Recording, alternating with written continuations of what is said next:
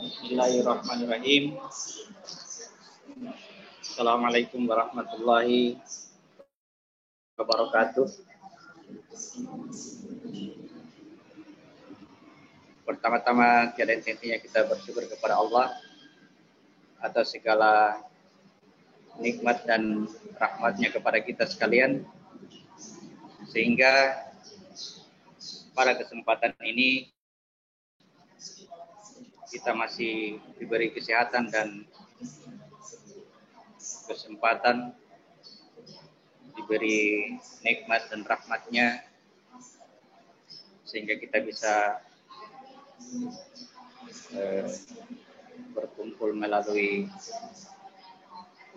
layanan online Zoom untuk membahas atau mengkaji ayat-ayat Al-Quran agar bisa dipahami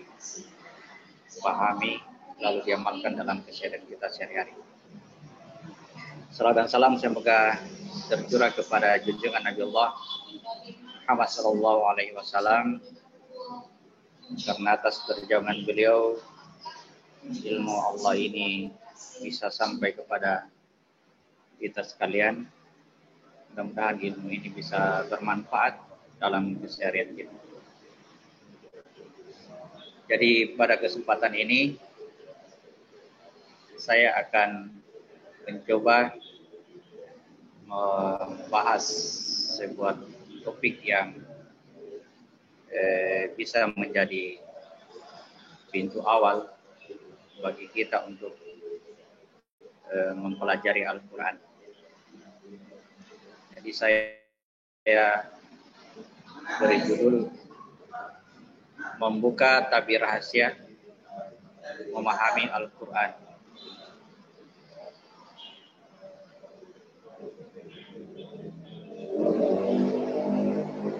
Jadi yang perlu kita ketahui dulu pertama kali adalah apa yang menjadikan kita sulit memahami dalam membaca Al-Quran.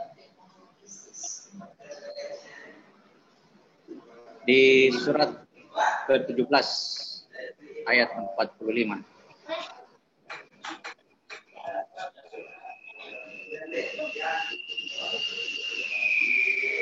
Surat 17 ayat 45. Di situ dikatakan bahwa apabila kamu membaca Al-Quran, niscaya kami adakan antara kamu dan orang-orang yang tidak beriman kepada kehidupan akhirat satu dinding yang tertutup. Hijaban masturo. Hijaban masturo di situ penghalang yang tidak nampak, yang tidak kelihatan.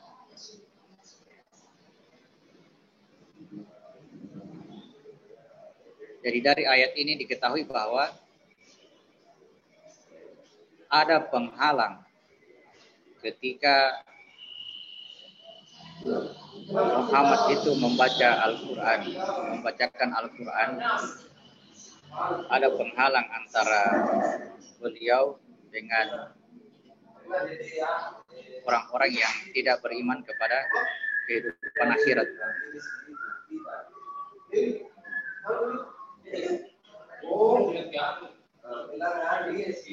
Jadi dari kata Muhammad membacakan itu bukan sekedar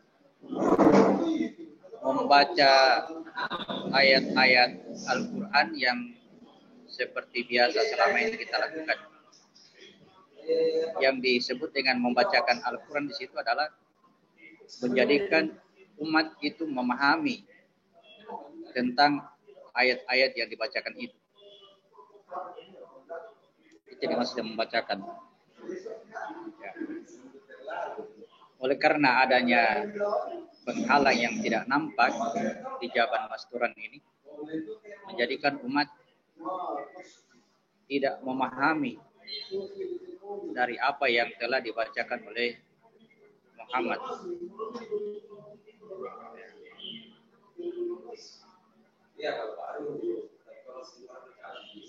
Jadi sekaligus di ayat ini, di surat 17 ayat 45 ini, dibuka rahasia bagaimana caranya supaya kita mudah membaca atau memahami Al-Quran.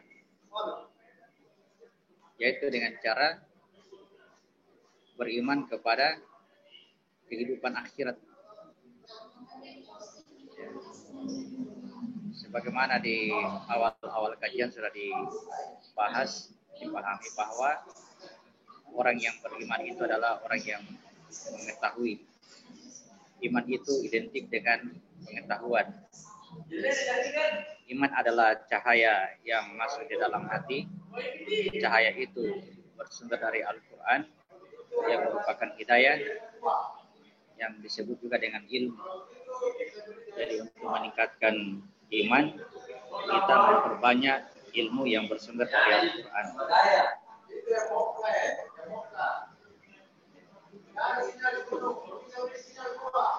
Jadi untuk bisa beriman kepada kehidupan akhirat, berarti kita harus memperbanyak pengetahuan tentang kehidupan akhirat itu, yang juga harus bersumber dari Al-Quran.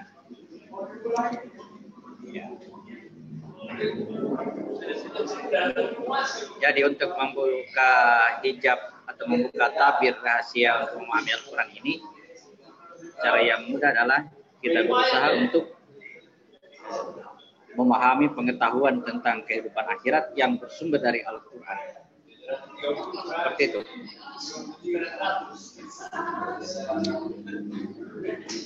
Jadi kita akan membahas tentang beberapa ayat yang membahas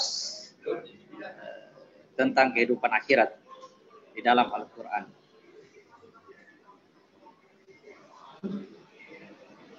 Saya mulai dengan surat ke-36 ayat 32. Surat 36 ayat 32.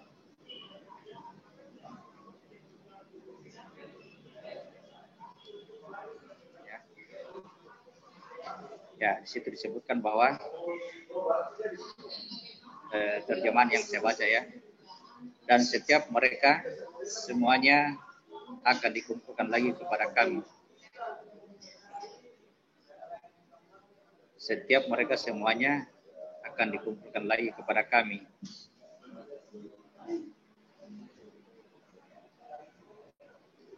Jadi dari ayat ini diketahui bahwa semua manusia nanti pada hari kiamat akan berkumpul menghadap kepada Allah, mulai dari manusia pertama yang diberi nama Adam sampai manusia terakhir nanti, baik yang beriman maupun yang kafir. Tidak ada seorang pun yang bisa lari atau bersembunyi pada hari itu.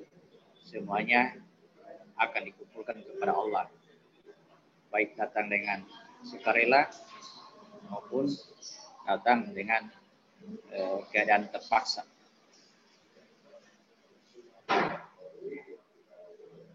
Terus kita baca ayat berikutnya, surat 75 ayat 22 sampai 25.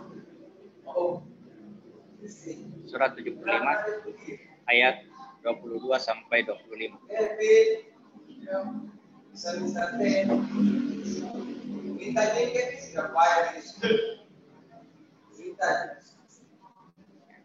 Jadi kita baca, wajah-wajah orang-orang mukmin pada hari itu berseri-seri. Kepada Tuhannya lah mereka melihat. Dan wajah-wajah orang kafir pada hari itu muram.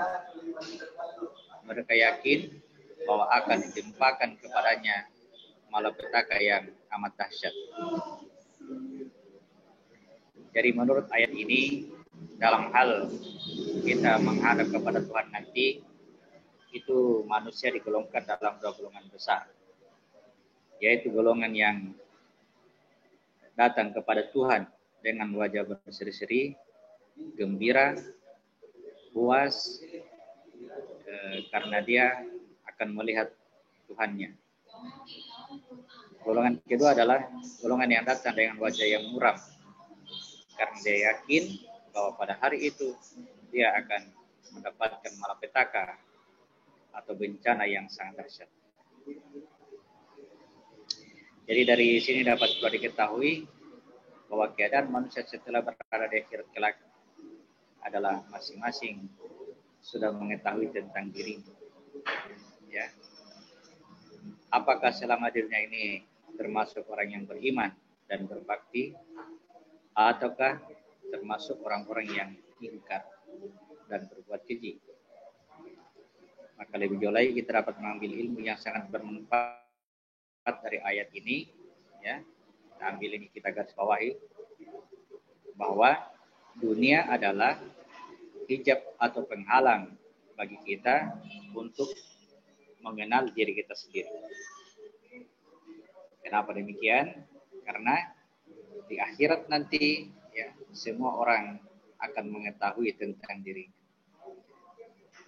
Tolong diingat dan ditanamkan dalam pemahaman kita, karena ini akan sangat bermanfaat dalam pembicaraan ke depan, pembicaraan lebih lanjut, kajian-kajian kita ke depan.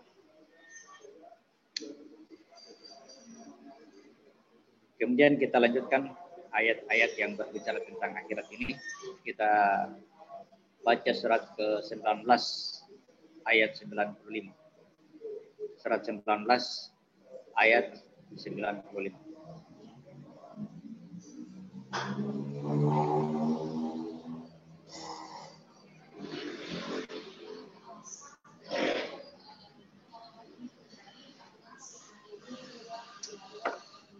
Ya.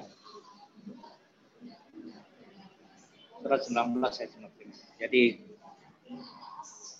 di terjemahannya, tiap-tiap mereka akan datang kepada Allah pada hari kiamat sendiri-sendiri.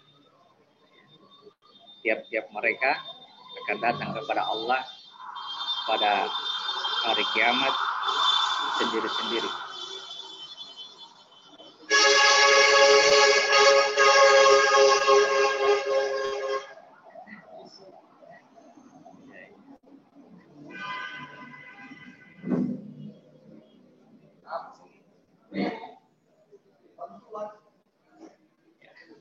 Baik. Jadi meskipun kita dikumpulkan oleh Allah, namun ketika akan menghadap kepadanya, kita akan menghadap sendiri-sendiri. Itu harus digarisbawahi. Ya, itu menghadap kepada Allah itu harus sendiri-sendiri. Tidak ada teman, tidak ada ibu atau bapak, anak atau kerabat, tidak ada guru atau ustaz, kiai, tidak ada orang-orang yang ketika di dunia sering menolong kita. Semua itu tidak lagi berguna. Seluruh harta, pangkat, jabatan, kedudukan, gelar dan sebagainya yang kita agung-agungkan dan yang kita usahakan selama di dunia, maka tidak ada seorang pun dapat menolong kita pada waktu itu kecuali diri kita sendiri. Jadi perlu di garis bawahi tadi bahwa semua mereka akan datang kepada Allah, ya, kita akan datang kepada Allah sendiri-sendiri. Kita hubungkan dengan surat 6 ayat 94. Surat yang ke-6 ayat 94.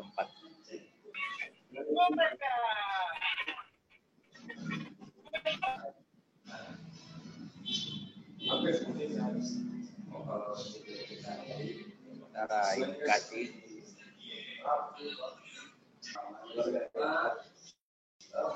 Jadi kita hubungkan tadi dengan surat 6 ayat 94. Dan hukumnya, kamu datang kepada kami sendiri-sendiri sebagaimana kami ciptakan pada mulanya. Dan kamu tinggalkan di belakangmu di dunia apa yang telah kami kurniakan kepadamu. Dan kami tiada melihat besertamu pemberi syafaat yang kamu anggap bahwa mereka itu sekutu-sekutu Tuhan di antara kamu. Sungguh telah terputuslah pertalian antara kamu dan telah lenyap daripada kamu apa yang dahulu kamu anggap sebagai sekutu. Jadi kalau kita membaca ayat di atas secara sekilas, mungkin kita akan melewatkan begitu saja ilmu Allah yang telah disampaikan kepada kita melalui ayat ini. Coba kita cermati, kita baca-baca ulang, ya. Kita akan mendapatkan ilmu yang sangat berharga di situ. Bahwasanya proses kita kembali kepada Allah di akhirat kelak adalah seperti proses penciptaan awal. Jadi kalau ada pertanyaan bagaimana peristiwa kita dihadapkan kepada Allah di akhirat nanti, jawabannya adalah seperti kita dihadapkan kepada Allah pada peristiwa penciptaan pertama kali. Hanya perbedaannya adalah pada peristiwa penciptaan awal kita dihadapkan kepada Allah untuk mengikat janji, sedangkan pada peristiwa kembali kepadanya kita dihadapkan kepadanya untuk mempertanggungjawabkan janji tersebut. Ya. Tentang janji Allah kita sudah pernah bahas pada surat 7 ayat 172.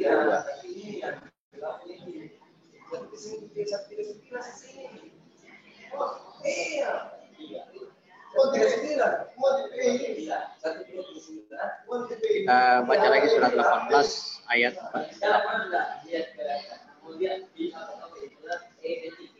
Surat 18 ayat 48.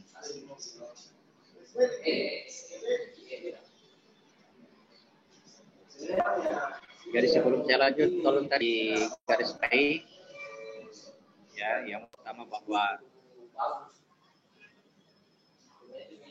penghalang atau hijab yang menyebabkan kita tidak memahami Al-Quran adalah karena kita tidak beriman kepada kehidupan akhirat. Kemudian setelah kita membaca beberapa ayat tentang akhirat, kita dapatkan beberapa poin. Yang pertama bahwa setiap kita manusia ini akan kembali kepada Tuhan dalam keadaan sendiri-sendiri. Ya, ada seorang pun yang datang dengan atau bersamaan. Semua datang sendiri-sendiri. Yang kedua, peristiwa kita datang kepada Allah itu sama persis dengan peristiwa kita diciptakan pertama kali. Jadi peristiwa kembali sama dengan peristiwa penciptaan awal.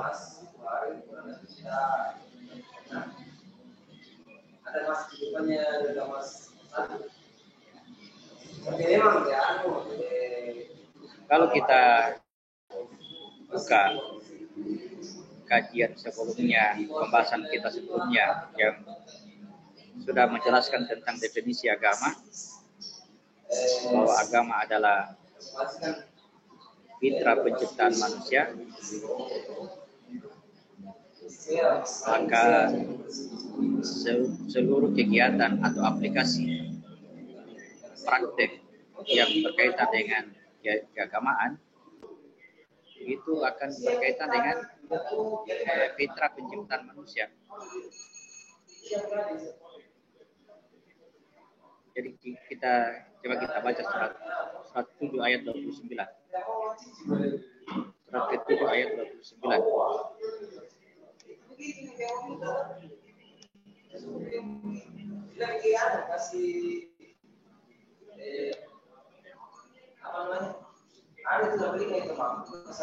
Surat 7 ayat 29. Katakanlah, Tuhanku menyuruh menjalankan keadilan. Luruskanlah kamu atau wajahmu ke dirimu di setiap sholat, setiap sholat. dan sembahlah Allah dengan mengikhlaskan ketaatanmu kepadanya. Sebagaimana Dia telah menciptakan kamu pada permulaan, maka demikian pula kamu akan kembali kepadanya. Ya, ini ya salah satu contoh bahwa ketika kita mendirikan sholat atau melaksanakan praktek sholat, di situ kita melakukan atau mengulangi fitrah penciptaan kita, bahwa sebagaimana kita telah diciptakan pada permulaan, maka ya, seperti itulah kita akan kembali kepadanya.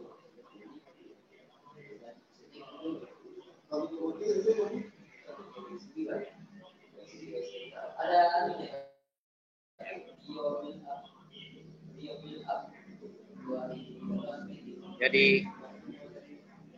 di dalam Al-Quran yang menjadikan kita sulit memahami itu adalah karena adanya bahasa-bahasa perumpamaan. Kalau kita hubungkan dengan fitrah penciptaan, maka kiasan-kiasan atau perumpamaan yang disebutkan dalam Al-Quran itu berkaitan dengan penciptaan. Misalkan ini kita ambil salah satu contoh di surat 36 ayat 77 dan 78.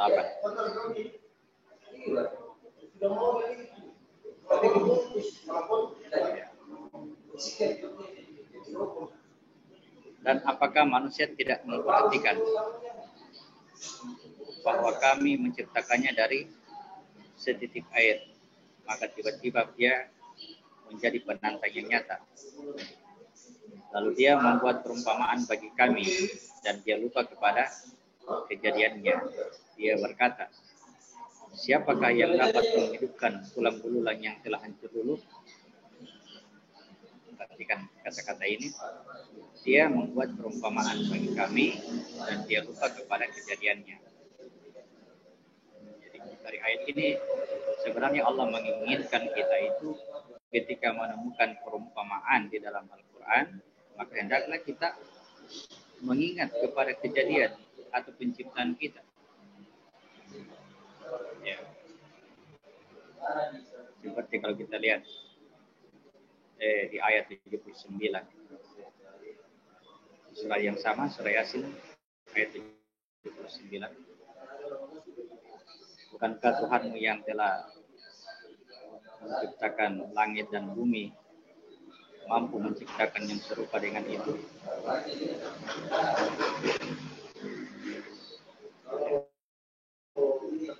Itu akan berkaitan dengan penciptaannya manusia. Itu ya.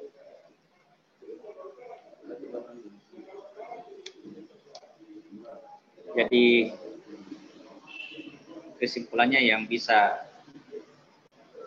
membuka tabir rahasia memahami Al-Quran bahwa kita harus beriman kepada kehidupan akhirat, maka apa yang kita ketahui tentang akhirat itu ya, disebutkan beberapa ayat dalam Al-Quran sebagai ayat-ayat perumpamaan. Semua itu ternyata berkaitan dengan penciptaan manusia. Olehnya itu kalau berniat untuk memahami apa yang kita baca dari Al-Quran, maka hendaklah kita membaca dengan nama Tuhan yang menciptakan. Bacalah dengan nama Tuhan yang menciptakan, yang menciptakan manusia dari segumpal darah. Bacalah dan Tuhan pula yang paling pemurah, yang menghidupkan manusia dengan perantaraan kalam. Ya. Jadi harapannya kita membaca Al-Quran dengan selalu berpikir pada proses penciptaan kita. Insya Allah Allah akan memberikan pemahaman tentang apa yang kita baca dari ayat-ayat Al-Quran. Demikian materi malam ini.